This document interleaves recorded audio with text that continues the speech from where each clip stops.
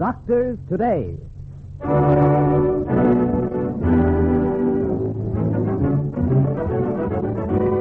The latest developments in the world of medicine.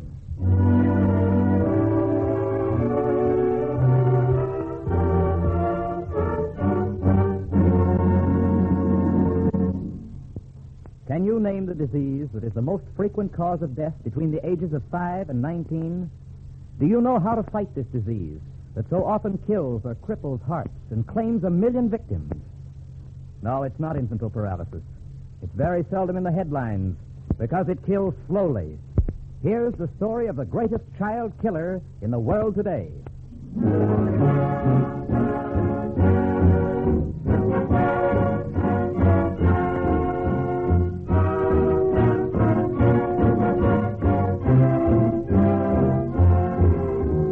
The American Medical Association, in cooperation with the National Broadcasting Company and its independent affiliated stations, presents Doctors Today, a weekly report on the progress of science and medicine. This week, the ways and means to combat rheumatic heart disease.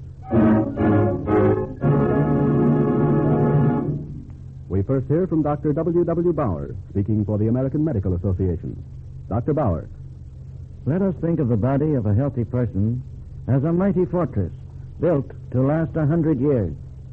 From the day it enters this world until the last hour of life, this fortress must wage war. Billions of microbes will try to destroy it. Legions of white blood cells will defend it. There will be a day when the fortress is overcome by the forces of death. It may be the first day of life or in the 100th year. Today, medical science offers a great array of methods to combat the diseases that boldly storm the ramparts of the human fortress. Diseases like smallpox, malaria, diphtheria, and pneumonia.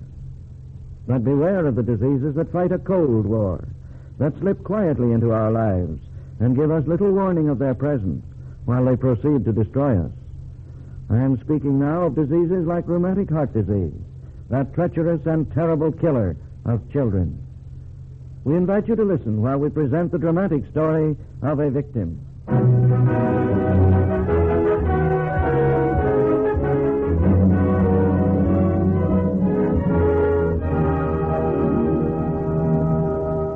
Jimmy Scott was never very sick until he became a victim of the disease that tried to take his life and almost left him with a crippled heart. He had colds, he often had a sore throat, but he had very little fever. There wasn't much to indicate that he was being attacked by a disease that was trying to take his life. His mother called the doctor a couple of times. And then there came a day when Jimmy's father came home to find that his wife had called in a doctor. Hello, Alice.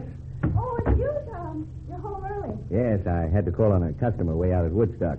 I decided I might as well come home as go back to the office. The doctor's here. Oh? Dr. Lyman? Yes. Jimmy's sick. He's very feverish. Has pains in his legs. Oh, really? I thought we'd better have the doctor see him again. Oh, Alice, it's just a cold and a little sore throat. He does have a little fever. I took his temperature twice today. It doesn't amount to a thing. Oh, I hope you're right. They all have one bad winter. I remember the winter when Janice had mumps, measles, and chicken pox. Yes, and the winter that Tommy had scarlet fever. Yes, that was really serious. Well, maybe I shouldn't have bothered to call Dr. Lyman this time. But Jimmy's had so many colds and sore throats this winter. Well, I suppose it's just as well you did. Oh, hello, Doctor. Oh, hello, Tom. I didn't see you when I came in. No, I just got home. Well, I'd like to talk to both of you about Jimmy. All right. Let's go into the living room. Yes, I think we'd better. Well, too bad you doctors can't find a way to check all these colds. I guess they just have to run their course, don't they? Jimmy has more than a cold, Tom. Much more. He's had a couple of strep infections this winter, you know. Yes, I remember. We treated the strep infections, but it seems that we weren't able to start treatment soon enough. This time, his condition is much more serious. Well, what is it now? Jimmy had rheumatic fever, and now he has a clear-cut case of rheumatic heart disease. Oh, no. I had no idea. Yes. You remember I asked you to keep him in bed until I was sure that he would be safe for him to get up again? Oh, I know, Doctor, but it's so hard to keep them in bed when they begin to feel good again. Jimmy had practically no fever the last time I let him up. And now... I know. It's quite a problem, but this time it's different. This time you must keep him in bed, Mrs. Scott. Not just for a couple of weeks, but for months. For months? I told him 3 months, or until I felt sure that it would be safe for him to get out again.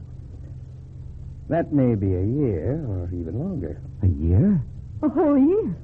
Yes, and it's going to be a very difficult year for you. You're going to have to keep him in bed, keep him interested during that entire time. Doctor, what you're asking is... Well, I don't know how it'll ever be possible with a boy like Jimmy. Oh, but he's so active in school, Doctor. He's one of the brightest boys in his class. Either he stays in bed or he'll be an invalid for life. I can't promise you anything, but he must be kept in bed from now on until I say he can get up, or else. Well, that settles it. From now on, he stays in bed. Oh, of course. You must think of Jimmy as an invalid, even though he may not look like an invalid a lot of the time. Our public health nurse, Miss Martin, will drop in as soon as she has a chance. She'll give you a lot of good suggestions for making him comfortable in bed and keeping him interested in occupational therapy. All right, Doctor. I'll do whatever she suggests. This is going to be a long, drawn-out battle, Mrs. Scott. But never forget that we're fighting for Jimmy's chance to grow up and lead a healthy, happy, useful life.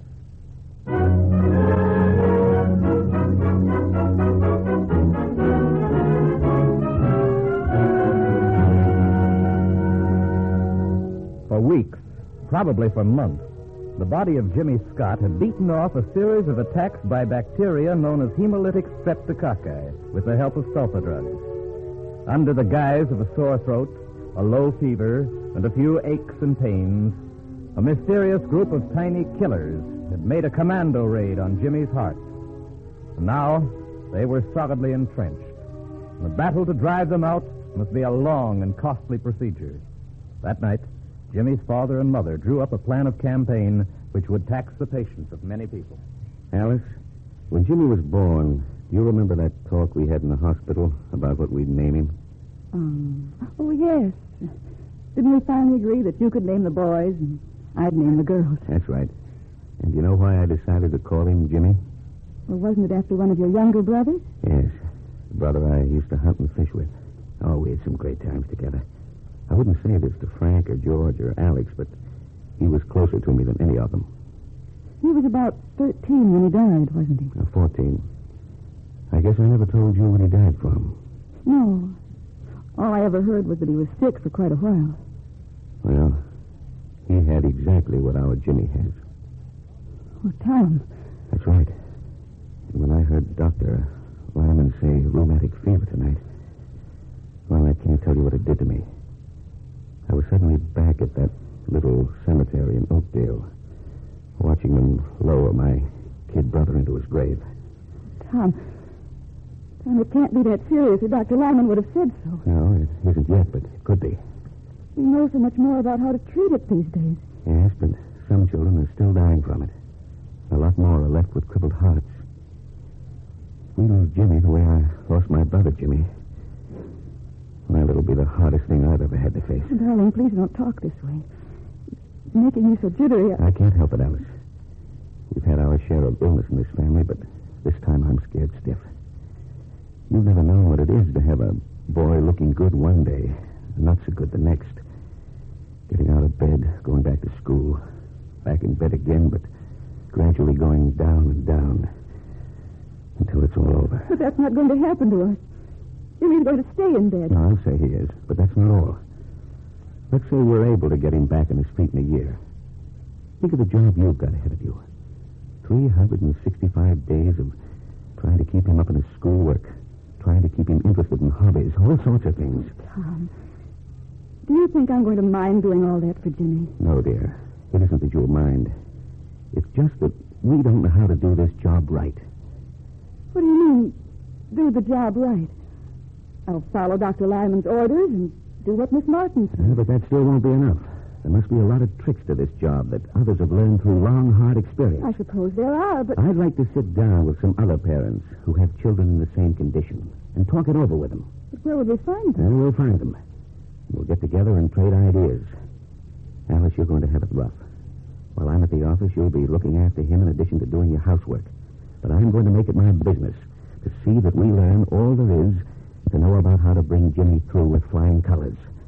Then if we should lose him, in spite of everything, we'll know that we've done all that's possible. And we'll never have to think what I know my poor dad and mother must have thought. That we were partly to blame. Oh, Tom, I'd never forgive myself if I had that on my conscience.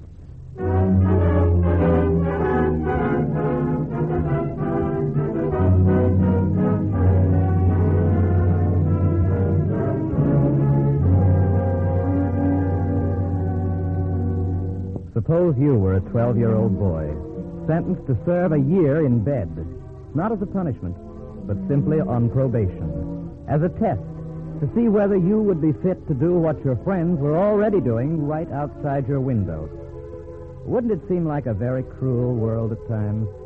Especially when one of your friends dropped in and told you that, among other things, the school team missed you. Yeah, we sure had a time with that gang from Central. What was the score? 34-31. Pete made 6 baskets. Oh, how many did you make? I made 4 and 2 free throws. How about Eddie? Let's see. 3 baskets and 2 free throws. Say, that's pretty good. Oh, it wouldn't have been nearly so close if we had you in there. Oh, I don't know about that. Bob's a pretty good center. Are you kidding? Even Mr. Carson said, well, we sure missed Jimmy Scott in there, didn't we? Really? And a lot of guys said, did we ever, and things like that. Oh, that's swell. Glad to know I missed. How soon can you be back in school? Oh, I don't know. Might be a long time. How long? Well, a couple of months. Maybe longer. Gee, that's tough, Jim. I kind of thought it'd be a long time. Why? They gave your seat to a new kid. I brought all your books and stuff home. Oh, you did? Yeah. Miss Brown asked me to. Oh, thanks. Who's the new kid? Jerry Belcher, funny-looking little jerk from Cincinnati. Is he out for basketball? No, he's a dope. Even the girls hardly talk to him. He walks around like he's in a daze. I suppose he's homesick. Just like you, huh? Like me? Yeah. How do you mean? Well, you're homesick. Oh, yeah. I shouldn't have said that. I'm sorry. Oh, it don't bother me. Anything for a gag. Gosh, we sure miss you. You know who's taking it the hardest, I think? Who? As if you didn't know. Betty Jane. Oh, it's nice to know who your real friends are. Well, you don't look very sick to me. But I guess you can't always tell by looks. Remember Elmira Jenkins? Yeah, sure. My mother says she's been in a wheelchair for a couple of years. Well, I gotta be going. See you later, Jim. Yeah, thanks for all you've done. Hello, Terry. Oh, hello, Mrs. Scott. I'm just leaving. Well, it's nice of you to come around and cheer Jimmy up. Oh, I know how it is. I'd sure hate to be in a spot like this myself.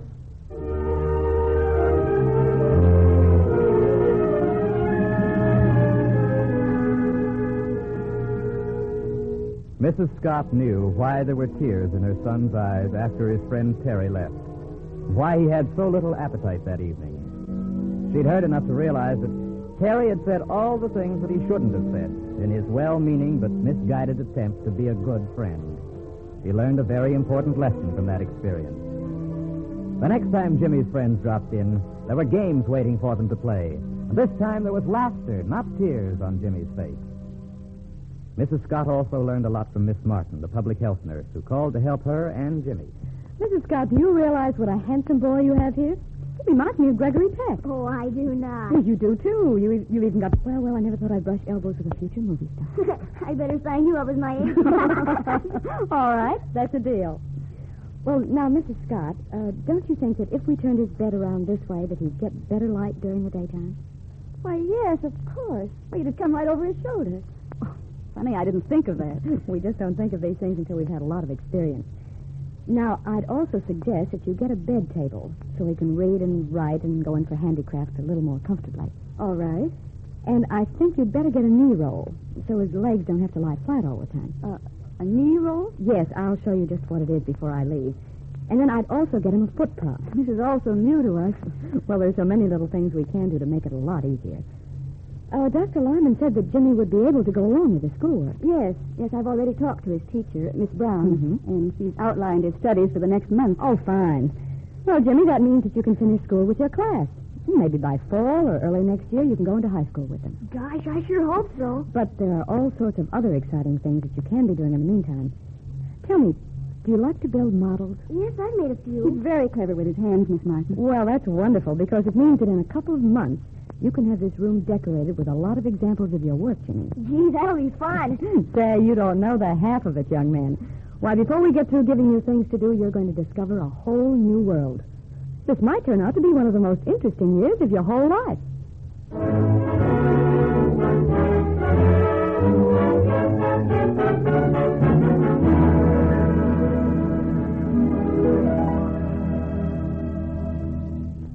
Miss Martin had kindled a spark in Jimmy that quickly blazed into a flame. He couldn't go out and play basketball for a while, but he could keep up in his studies.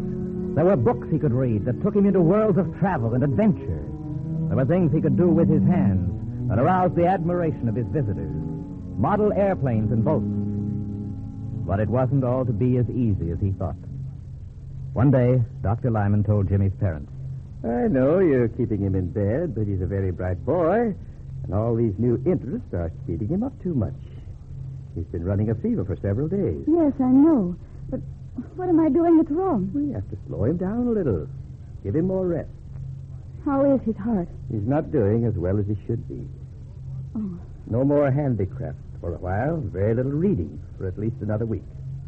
All right, Doctor. You see, Mrs. Scott, it's a long, hard battle. It has its ups and downs. I'll prescribe some additional drugs. And possibly, in another 10 days or 2 weeks, we can put him back on the original program. You've been a fine, practical nurse so far.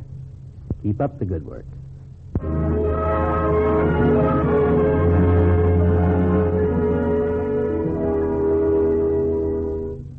Sometimes a battle is won in a day. Sometimes it lasts for a week, a month, or for years. The battle to save a child from the ravages of rheumatic heart fever can last a long time. But Jimmy's dad and mother had a fighting spirit that is typically American. One day, Mrs. Scott had a visitor who said that she, too, had a child with rheumatic heart disease. Hello. How do you do? You're Mrs. Scott, aren't you? Yes. And I think I've seen you around town. I'm sure you have. I'm Mrs. Parker. I live over on Maple Street. Oh, well, won't you come in? Thanks. Mrs. Scott, I've been told that you have a boy with rheumatic heart disease. Yes. Well, I'm not here to tell you I feel terribly sorry, although I know how you feel. You see, I have an 11-year-old girl who's been in bed for 6 months with the same condition. Oh, I see. Well, Jimmy's been down now for only a month. Yes, I know. But Dr. Lyman told us that your husband is trying to form some sort of a club among the parents of children who have it. Yes, we thought we might learn a little more by getting together. Oh, Mrs. Scott, I think it's a grand idea. There's so much we can do by banding together. It's not very easy fighting it when you're all alone, is it? No, it isn't. But if we get together and share our problems, I'm sure there's a lot we can learn. We can bring in our public health nurse and men from the county medical society and handicraft experts and all sorts of people to help us. Why, of course. We could do it by sharing expenses. No reason why not. Well, then let's do it. We've already found 4 other people with children like ours. I know of at least 6. Oh, I'll tell Tom. I know he'll be simply thrilled. Mrs. Scott, Frank and I have decided that we'd stop at nothing to put Rosemary back on her feet. But if we all get together, we'll bring a lot of them back. Yes, I'm sure there's so much we can tell one another, but no one else understands. And so much that we can accomplish together. Oh, we're with you, Mrs. Parker. We're with you 100%.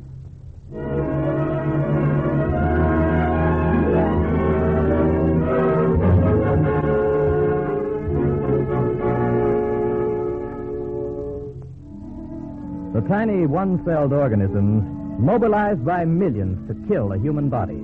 Doctors organized by the thousands to combat them. Why shouldn't the parents who have victims of diseases like rheumatic fever organize to help save their children? We live in a highly organized society where the bacon and eggs you eat at breakfast, the blankets you sleep under at night, are part of a common effort. Let's see what happened when Jimmy Scott's mother and dad joined in a community fight against rheumatic heart disease with the help of the local chapter of the American Heart Association. Health authorities were amazed at the response to a call for a general meeting of parents who were interested. After the second meeting, Jimmy's father and mother dropped into the corner drugstore for a chocolate sundae, and they talked about the club they had helped organize. Darling, What we learned tonight is going to mean a lot for Jimmy. Well, it should. We not only had our doctor there, we had some of his colleagues who were also top men in the medical society. I learned a lot from them. I think I did, too. And your little public health nurse, what's her name? Miss Martin. She was very good. Told us a lot. She certainly did. And it's pretty nice to think that we'll have a teacher coming around to make sure that Jimmy's getting all he should out of his books. But you know, I was so surprised to find so many parents who have children just like Jimmy. And people like the Wilsons and the Adams and the Munsons. And all looking for a little advice. Mm-hmm. Now we have our story hour every Saturday morning at the public library. And the folding wheelchair when I need to take Jimmy in for x-ray. Oh, it was all wonderful. Such a night. You know, Tom, it helped me so much just to realize that there were so many other mothers like me who had boys and girls like Jimmy. I'm not afraid anymore, Alice. I think we've found a way to save his heart.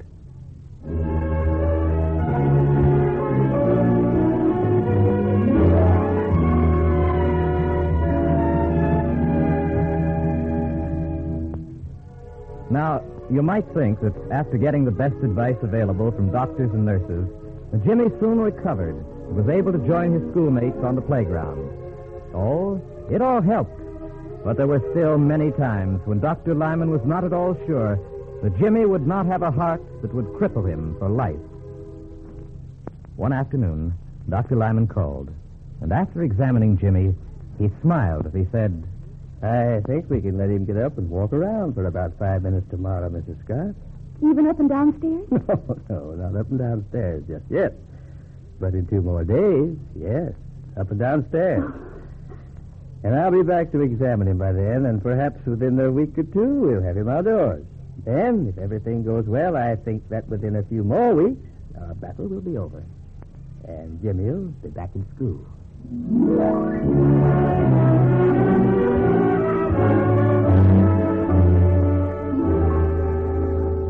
Here was a boy who won the long struggle against the treacherous disease that strikes at the heart during childhood.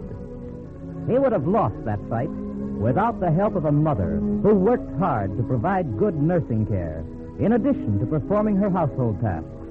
A mother who freely sacrificed herself for her son.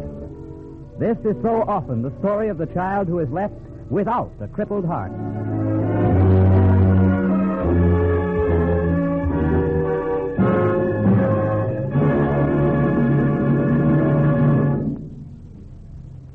We take you now to station WBZ in Boston, where Dr. T. Duckett Jones, chairman of the National Rheumatic Fever Committee, will speak for the American Heart Association. Dr. Jones. The American Council on Rheumatic Fever of the American Heart Association daily receives letters from worried mothers all over the United States seeking advice about a serious health problem, rheumatic fever and heart disease. One mother asks, where could my small boy with rheumatic fever get expert care? Is there a physician with rheumatic fever experience near us? Are there any special rheumatic fever hospitals or institutions nearby? Another says, our apartment is crowded, damp, dreary. Is it true that we must move to improve the health of our 2 rheumatic fever children? Would you advise moving to another part of the country? And here's another letter, typical of the urgent problems created by rheumatic fever. It says, I have been told to keep my 10-year-old son quiet and in bed because he has rheumatic fever. This is impossible with 5 other small children. What must I do? The boy has missed so much school, he is far behind in his studies. What can be done about that? Another letter directly from a rheumatic fever patient asks what sort of work he should do to avoid overexertion, and how can he get the necessary vocational training. These letters show that the needs of rheumatic fever sufferers involve many community agencies. A rheumatic fever patient needs excellent medical and nursing supervision, medical social services, special schooling, occupational training, vocational guidance, and other services. He may need care in general hospitals and frequently special institutions, such as sanatoria, convalescent or foster homes, or special care in his own home. Such services are not available unless planned. We must establish programs of care in all areas which lack them. Recognizing these great and special needs of the rheumatic fever patient, the American Council on Rheumatic Fever was formed 4 years ago by the American Heart Association. The council is composed of delegates of leading national medical organizations, one of which is the American Medical Association. nursing and medical social service organizations, and leading scientists working in the field. The Council has a comprehensive program designed to meet the needs. However, limited funds and lack of personnel have seriously hampered the development of this program. The Life Insurance Medical Research Fund, the United States Public Health Service, and the Helen Hay Whitney Foundation have recently increased rheumatic fever research funds. Research is expensive, and funds remain inadequate. We need new rheumatic fever knowledge. The American public has a tremendous stake in the solution of this problem. We need your support to help improve rheumatic fever services, add new scientific knowledge, and apply this knowledge quickly. The American Council on Rheumatic Fever joins with the American Heart Association in observance of National Heart Week. We ask you to help fight rheumatic fever and heart disease. We urge you to aid in the development of programs in your community to combat this great menace to our public health. Thank you, Dr. Jones. Doctors Today is presented by the American Medical Association and the National Broadcasting Company through the facilities of NBC and its independent affiliated stations. We present this program on behalf of the thousands of physicians who are working night and day to protect and preserve the lives of 141 million Americans. The American Medical Association invites you to join us again next week to hear another report on the progress of medicine and surgery in America.